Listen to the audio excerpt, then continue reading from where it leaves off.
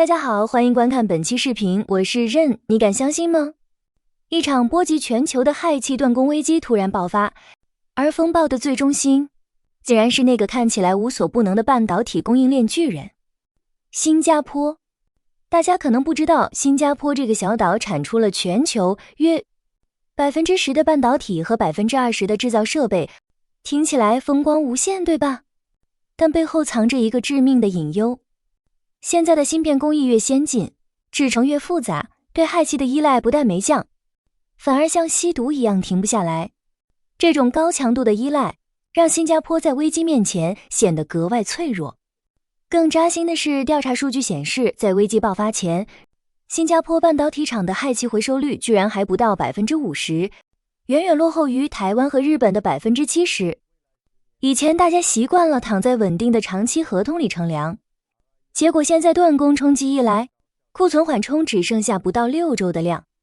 试想一下，如果这种气荒持续超过1个月，那些不可一世的代工厂可能被迫下线，甚至要在保生存还是保利润之间做这种残酷的生死抉择。面对火烧眉毛的断供，新加坡政府展现出了那种教科书级别的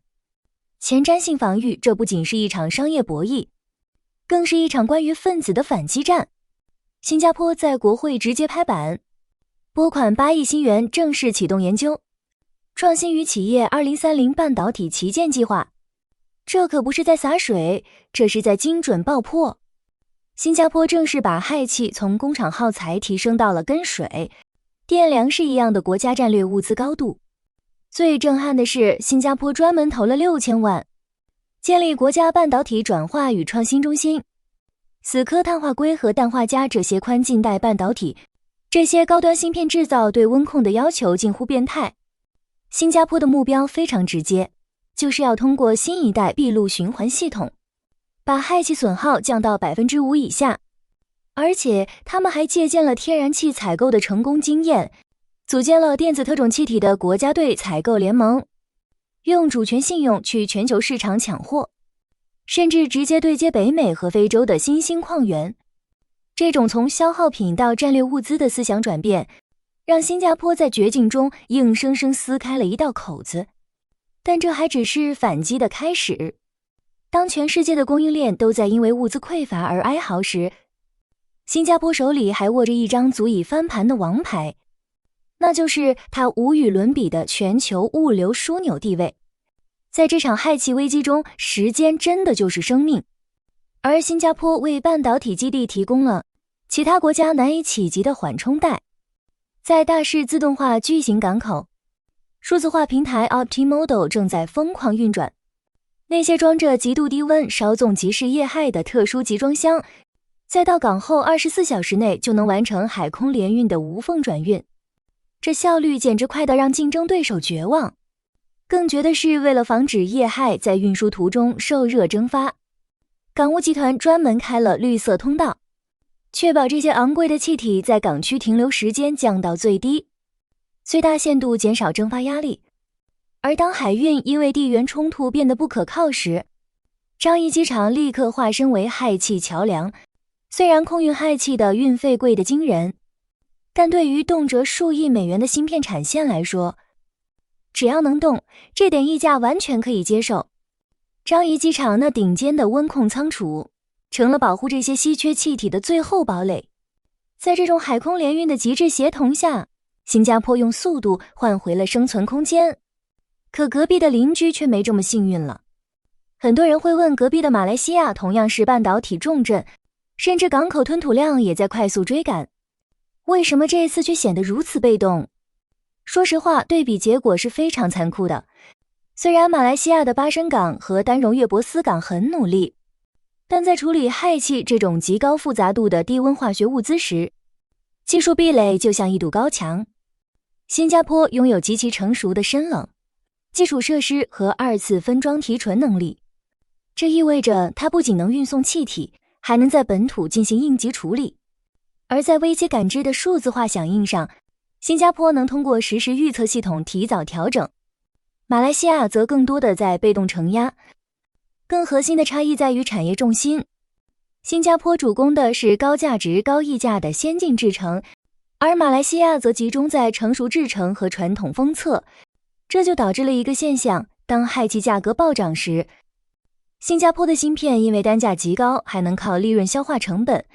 而马来西亚的工厂则面临严重的生存压力。不过，新加坡并没有选择独善其身，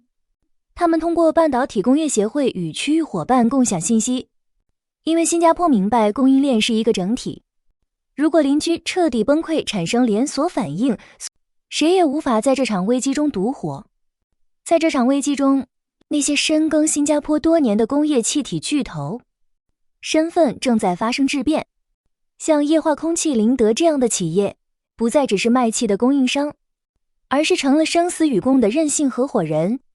液化空气集团在但宾尼狂砸2亿欧元，不仅是为了供气，更是为了把最先进的回收装置直接整合进晶圆厂。这种数字赋能的策略，让系统即使在供应不稳定的日子里，也能通过 AI 预测出最优的回收方案，实现所谓的零浪费操作。然而，氦气断供的次生灾害正在悄然蔓延，这才是最让人细思极恐的 AI 算力的脆弱性。大家可能没意识到，我们现在使用的大容量硬盘几乎全是氦气封装的，因为断供希捷和悉数的成本飙升，导致全球数据中心建设大面积延迟。新加坡作为 AI 热潮的中心，直接面临新区域无法上线的危机。为此，新加坡不得不推动更耐用但更贵的固态存储方案作为替代。这种被逼出来的转型虽然痛苦，但也让全世界看清了一个事实，在 AI 时代，哪怕是一个分子的短缺，都可能引发整场数字文明的地震。新加坡在这一场危机中的表现，再次用实力证明了它为什么能稳坐全球半导体避风港的位置。通过将氦气视为国家战略资产，新加坡不仅是在应对当下的缺货，更是在定义未来10年的核心竞争力。从2027年开始，新加坡极有可能会强制要求所有新建厂房配备超高比例的回收系统，这不仅是技术门槛，更是筛选合作伙伴的入场券。从大使港口的每一次加速转运，到国会那笔沉甸甸的8亿新元拨款，新加坡传递出的信号非常明确，真正的韧性不是没有弱点，而是在弱点暴露时，你拥有瞬间重构、反击并再次进化的能力。未来的竞争不仅是芯片制程之争，更是供应链韧性之争。在这一波脱氦化的科技浪潮中，新加坡正努力为全球筑起一道安全堤坝。那么问题来了，当这种微小的稀缺资源就能锁死全球算力时，你觉得下一个可能引发连锁反应的关键材料会是什么？如果是你会选择为了保产线而接受疯狂的溢价吗？